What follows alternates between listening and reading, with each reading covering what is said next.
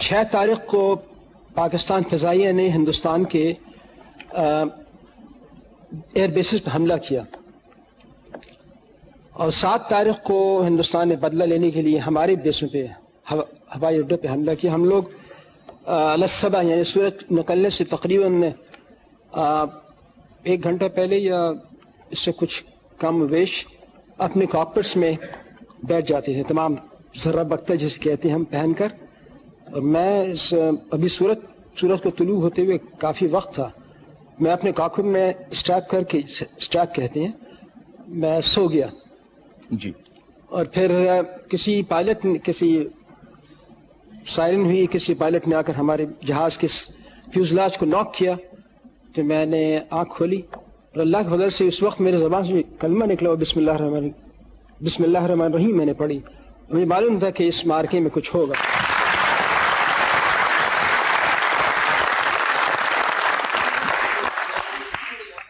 ہم ٹیک آف کر گئے اور اپنے اڈے پہ چکر لگانے لگے اور اسی دوران میرے خیال دشمن کے جہاز اوپر اٹھ، نیچے سے پرواز سے اپنے آپ کو اوپر کھینچا اور تمام اینٹی ایئرکرافٹ گنز، یعنی ایک عجیب منظر ہے، وہ دیکھنے کے قابل ہے.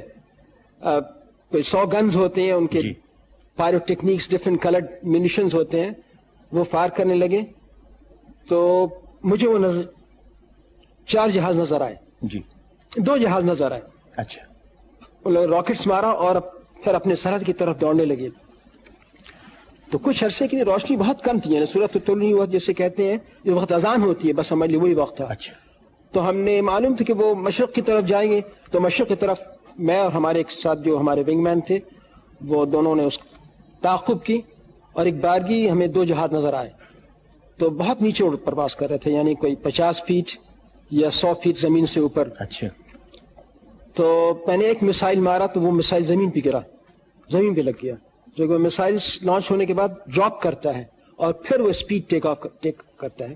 بہرحال دوسرے یہ سرگودا کے ہوائی اڈے کے ارد گرد ہائی ٹینشن وائرز ہیں، ان کی یہ تقریباً 100-150 فیٹ ہوتی ہیں.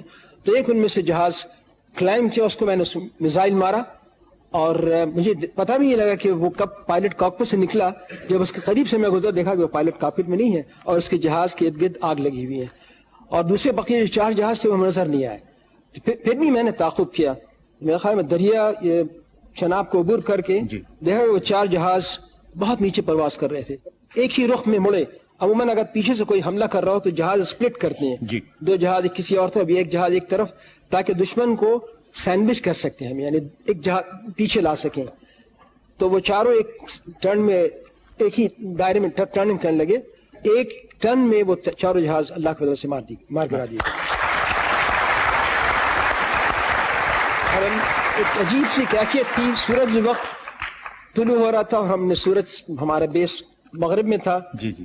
اور ہمیں یہ معلوم ہے کہ یہ کہوں گا بار بار کہ ہمیں کبھی پشیمانی ہوتی ہے لوگوں کے سامنے آنے میں، چونکہ کسی ایک خاص فرد کو، خواہ وہ فوج سے ہو یا فضائیہ سے ہو یا بحریہ سے ہو، اسے چن لیا جاتا ہے، اس میں ایک تقدیر کا ایک ہاتھ ہوتا ہے.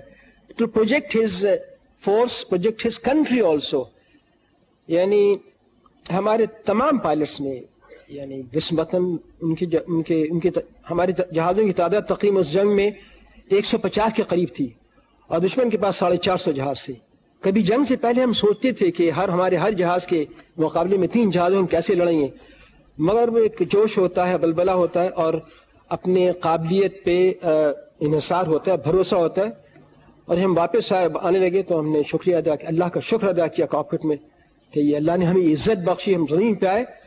تو ہمیں ہمارے تمام ہوا بازوں نے اور ایئر مینز جو ہمارے ٹیکنیشینز ہوتے ہیں ہمیں کاندھے پہ بٹھا لیا. And that was you can say a new day for Pakistan Air Force, because تمام ایئر فورس میں یہ تشویش تھی، میں بتا رہا ہوں کہ کیسے ہم لڑیں گے. مگر اللہ کے فضل سے اس موقع کے بعد جنگ کی کیفیت بدل گئی، یعنی ہمارا ہر ہوا باز ایک شیر بن گیا.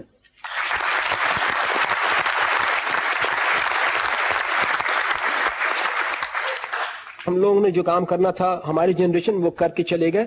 اب ایک نئی جنریشن میں جوش و ولولہ ہو کہ آزادی کے لیے، ملک کے عزت و ناموس کے لیے انہی پرانی روایتوں کو پھر دہرائیں.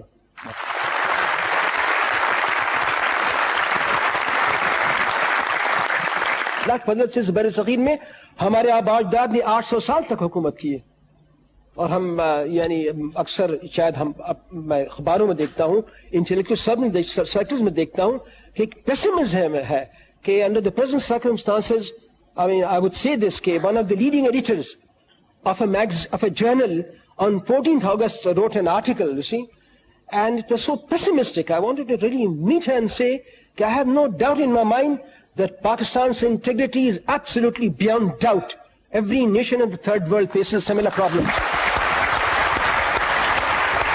Which nation in the world doesn't face similar problems? Does India face similar problems?